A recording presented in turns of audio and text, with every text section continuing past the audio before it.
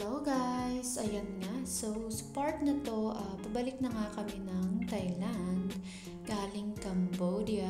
Ayan, so pupunta po kami ngayon sa Surin, isang province dito sa Thailand kung saan nakatira yung imimit namin, okay?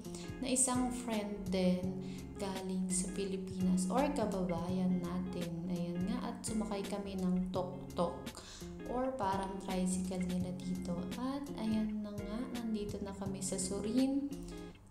Pumunta kami sa coffee shop para mag-relax konti. Syempre merienda before pumuntang palengke at bago umuwi. Ayan na nga. So, dito, after sa coffee shop, pumunta nga kami ng palengke nila dito sa Surin para bumili na rin ng mga pagkain or ng ilulutong ulam mamayang gabi. So, ayan nga.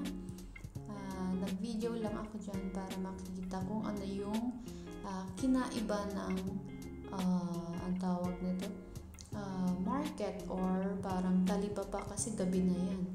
Talipapa dito sa Surin and sa Krabi, ganun na rin sa Korat, okay? Kung saan kami nakatira.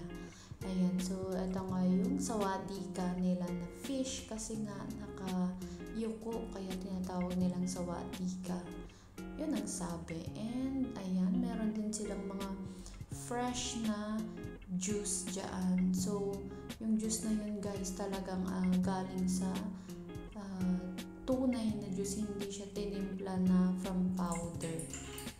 Yan. So, yun na nga. Ikot-ikot lang kami para magtingin ng mga bibilhin. So, dito nakabili na kami ng ang tawag dyan, yung nilalagay sa sinigang na gulay, yung kangkong. Ayan, fresh na kangkong. Ayan, kung makikita nyo, mura yung mga bilihin dito guys.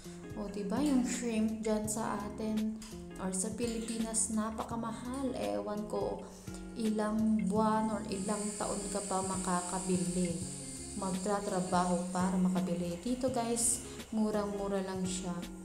Ayan, so ayan na nga, parang parehas lang din sa Pilipinas yung mga pinapamili dito or yung mga binibenta dito, kaso nga lang may mga ibang klase na wala dyan sa atin or hindi tinitinda sa atin, kagaya nung ipil-ipil nga na nasabi ko sa inyo sa last vlog ko. Dito guys, binibenta nila yung ipil-ipil, okay? Mapadahon or yung bunga niya. Ewan ko ba kinakain nila dito pero hindi ko pa siya na-try. Ayan, at ang dami rin nilang spices dito.